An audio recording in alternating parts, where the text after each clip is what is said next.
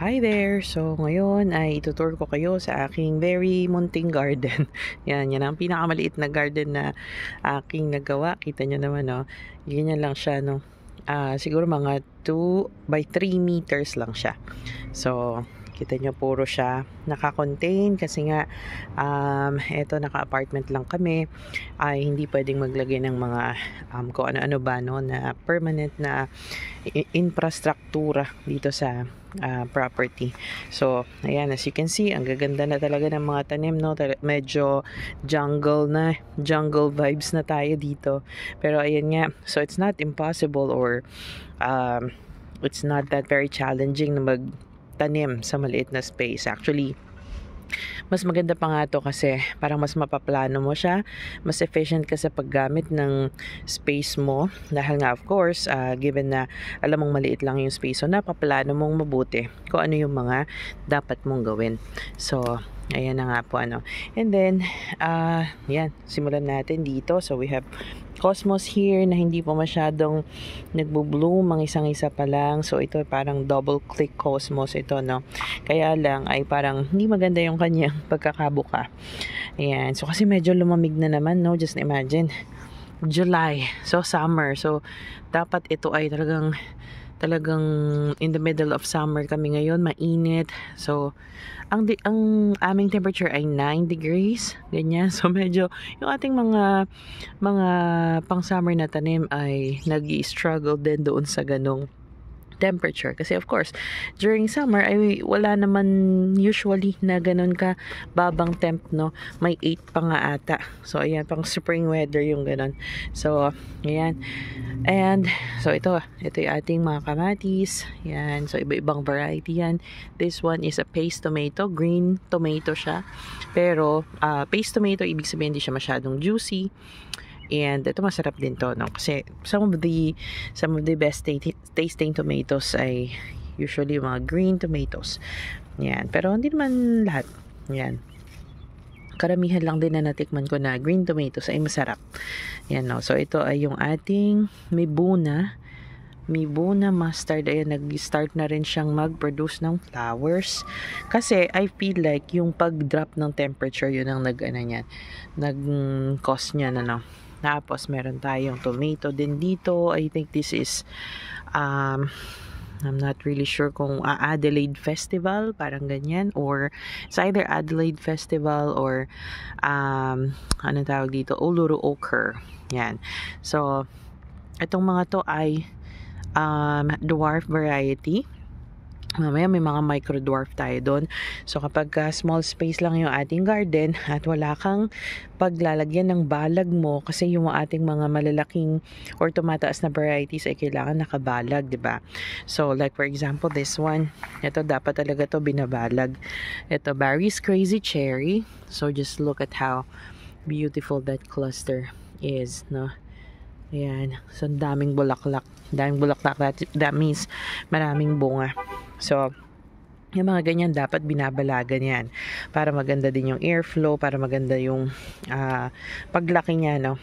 And then, ito naman hindi na kailangan balagan kasi yan, no, kaya nang nakikita ninyo wala naman siyang balag kasi lumalaki lang siya ng mga 2 to 3 feet.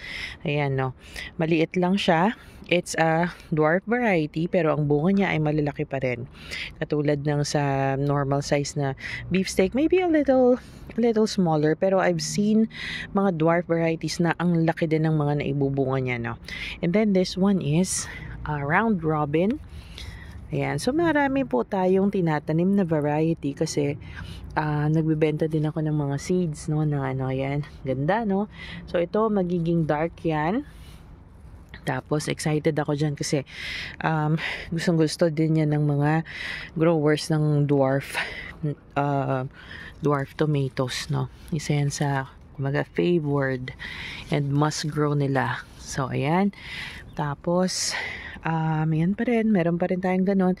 So, kita nyo, no, kakaiba yung foliage ng dwarf tomato. Kasi talagang compact yung itsura nila. So, pati sa foliage ay ganun din. Tsaka matitigas. No? Ayan. Ganda, oh. Tingnan nyo, oh. Daming pamungahan, no? Tapos ito ay Aunt Molly's ground cherry or pineapple ground cherry. Ang sarap-sarap niyan, lasang pineapple. So just wait hanggang sa mahulog siya sa lupa. And then tapos doon na magkakaroon ng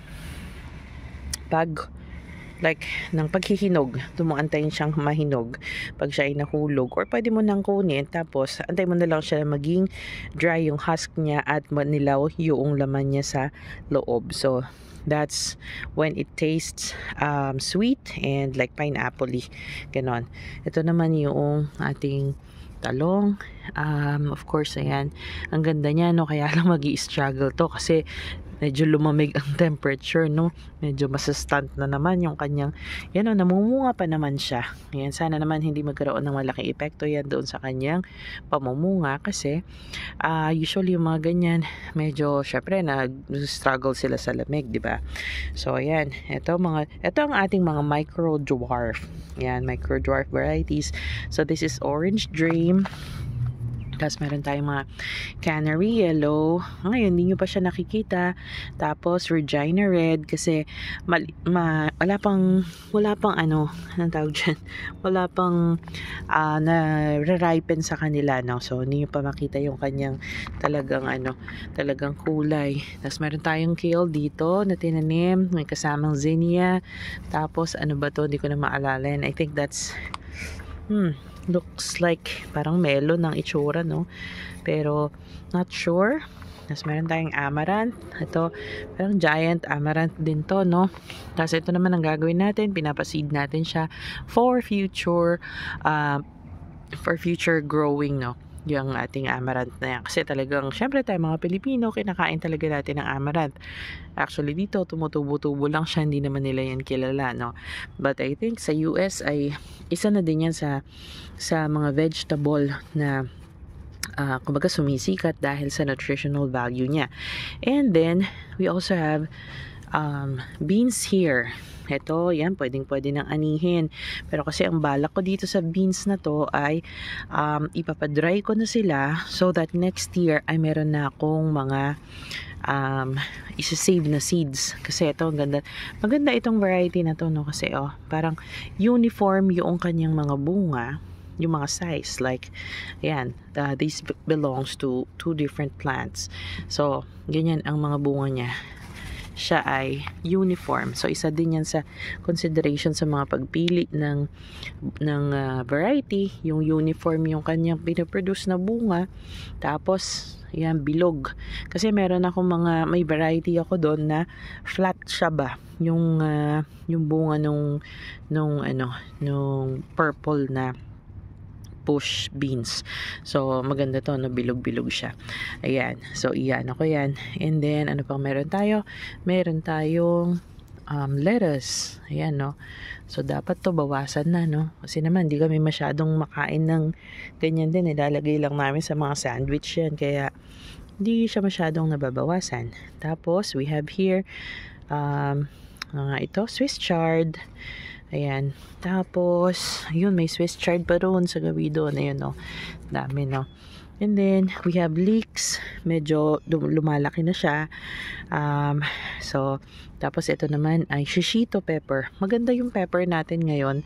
Kaya lang lumamig nga. So, kaya medyo ko sa kanya, natatakot ako, no. Baka siya ay mag-cause ng dropping ng flower or ng fruits, diba? Hindi magtuloy yung kanyang mga ipoproduce. Ang dami pa naman, ang gaganda. And then, we have here, ito ay yung ating tatsoy na nag-flower na, nag-produce na siya ng pods.